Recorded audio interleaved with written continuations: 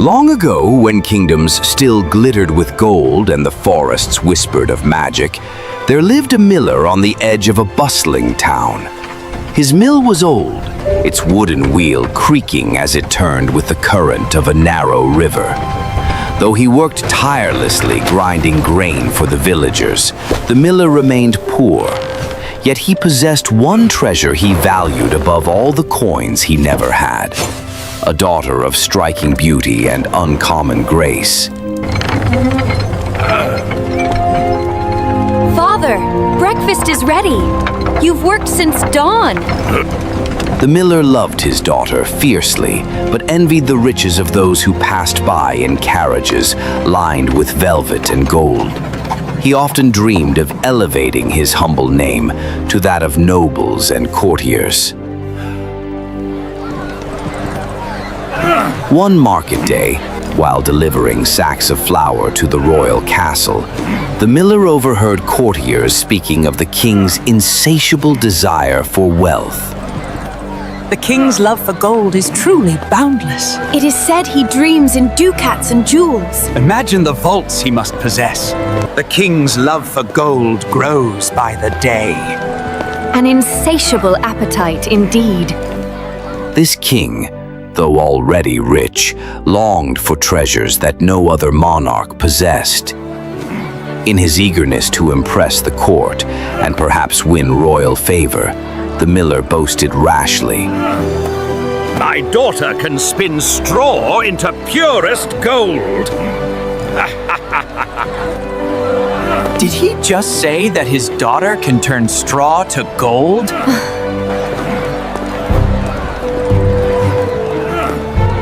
Word of this boast traveled quickly through the marble halls until it reached the ears of the king himself, who summoned the miller at once. The miller claims his daughter can spin straw into gold, Your Majesty.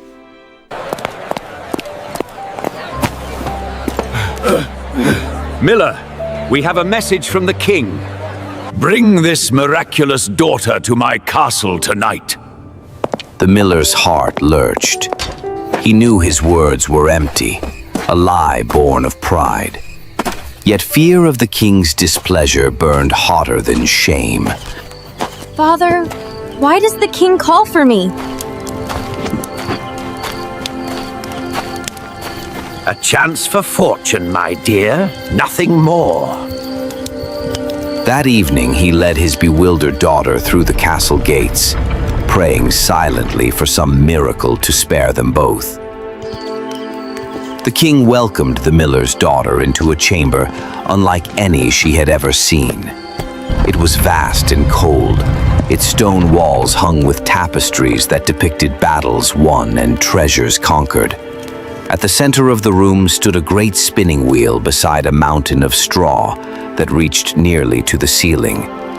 Torches flickered along the walls, casting shadows that seemed to mock her trembling form. The king's eyes glittered as he gestured to the piles of straw.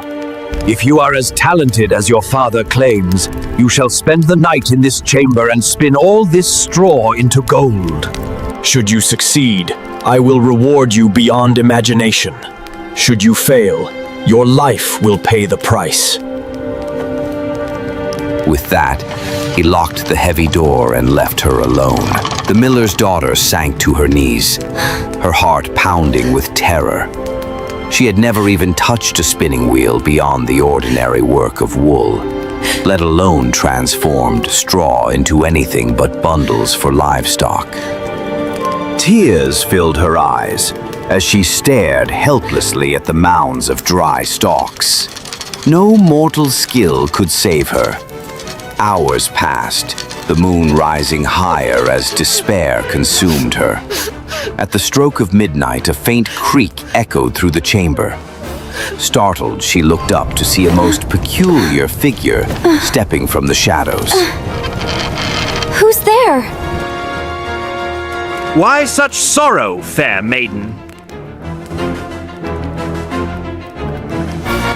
The king has ordered me to spin this straw into gold by morning, or he will have me killed. Impossible for you, perhaps, but not for me. What will you give me if I do this task on your behalf? Hope flickered in her eyes, though caution warned her against bargains with strangers. I have only this. It will suffice.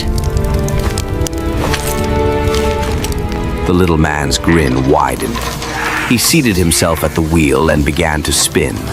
The straw fed into the spindle with a hiss like wind through reeds, and as it turned, shimmering threads of pure gold emerged. The girl watched in astonishment as the piles of dull straw transformed into gleaming coils. By dawn, every stalk had become gold, and the chamber shone as though the sun itself had descended. Without another word, the little man slipped away just as the first rays of morning touched the windows. The king entered soon after, his eyes widening with greed at the sight. Magnificent!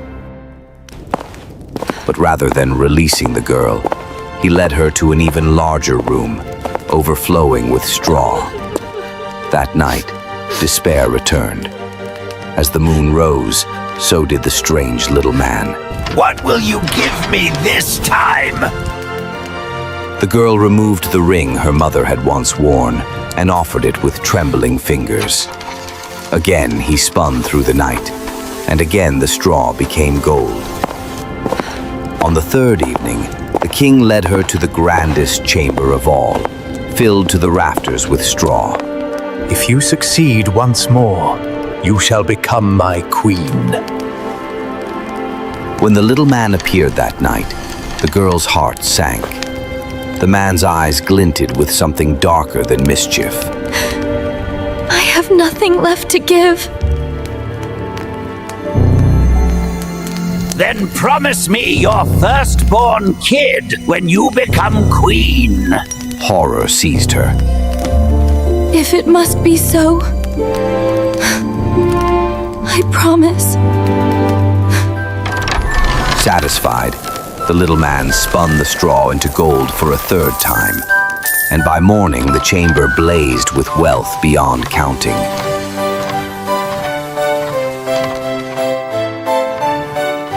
True to his word, the king married the miller's daughter.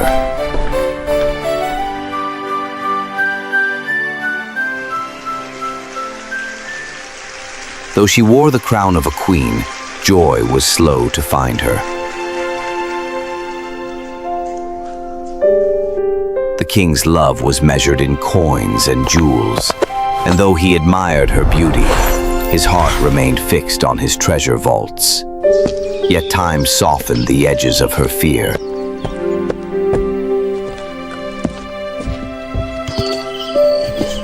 And when at last she bore a child, her heart overflowed with happiness.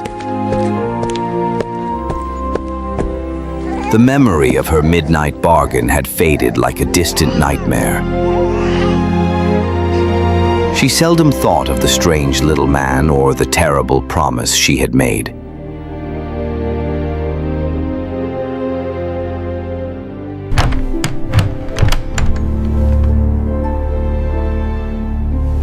One night, as she cradled her newborn in the quiet of the nursery, a shadow fell across the room. Now, my queen, I have come for what is mine. No! I will give you all the gold in the kingdom, but not my child! A bargain is a bargain. I do not crave gold. I crave what was freely promised. Please. I will give you 3 days. Discover my name, and you may keep the child. With a mocking bow, he disappeared into the shadows, leaving the queen trembling. That night, she summoned messengers to scour the kingdom for names both common and strange. By morning, she had a list as long as a royal decree.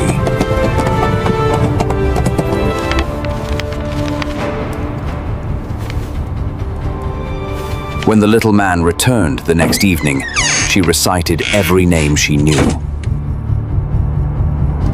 Casper.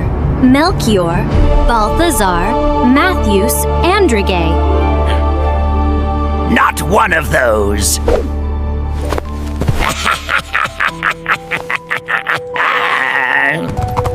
The second night, the queen sent riders beyond the kingdom to forests, mountains, and distant villages. They returned with names that sounded like whispers from forgotten tongues. Beor, Tristram, Alaric, and Zimriel. She tried them all, but the little man only danced with glee.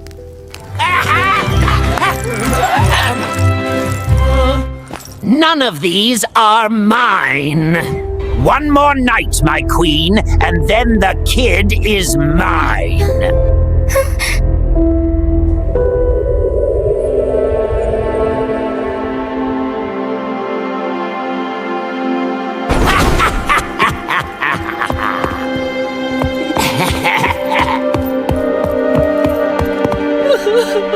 Desperation consumed the queen. As the third day waned, she paced the nursery nervously.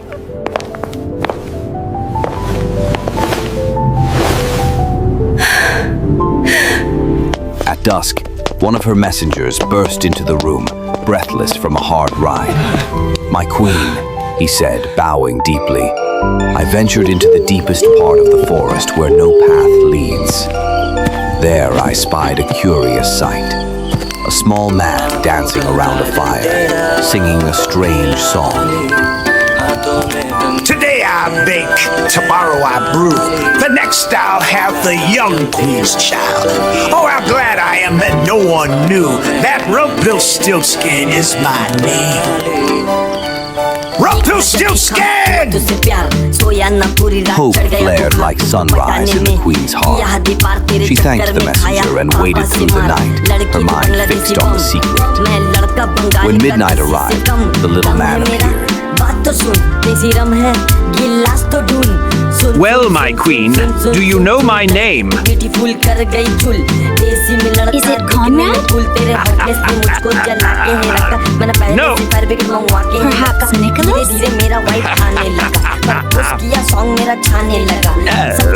Then perhaps your name is Rumpelstiltskin. The devil told you that! The devil told you that! Rage twisted his face into something almost inhuman. With a roar of fury, he spun in a circle, his patched coat flaring like a dark flame. Some say he leapt into the air and vanished, leaving only the echo of his cry. However it happened, the little man was never seen again. The queen sank to her knees, clutching her child with tears of relief. The terrible bargain was broken, and her son was saved. In time, the tale of Rumpelstiltskin spread across the kingdom. People whispered of the dangers of pride and the price of rash promises. The miller, humbled by his folly, lived out his days quietly, never again boasting of gifts he did not possess. As for the queen, she raised her child with a heart forever grateful for the messenger's courage and the power of a name. For in the end, it was not gold or crowns that saved her, but the strength of hope, the wisdom to seek help, and the discovery of a truth hidden in the shadows. And so, the kingdom endured, its wealth of gold unmatched, but no treasure shone brighter than the love of a mother who had triumphed.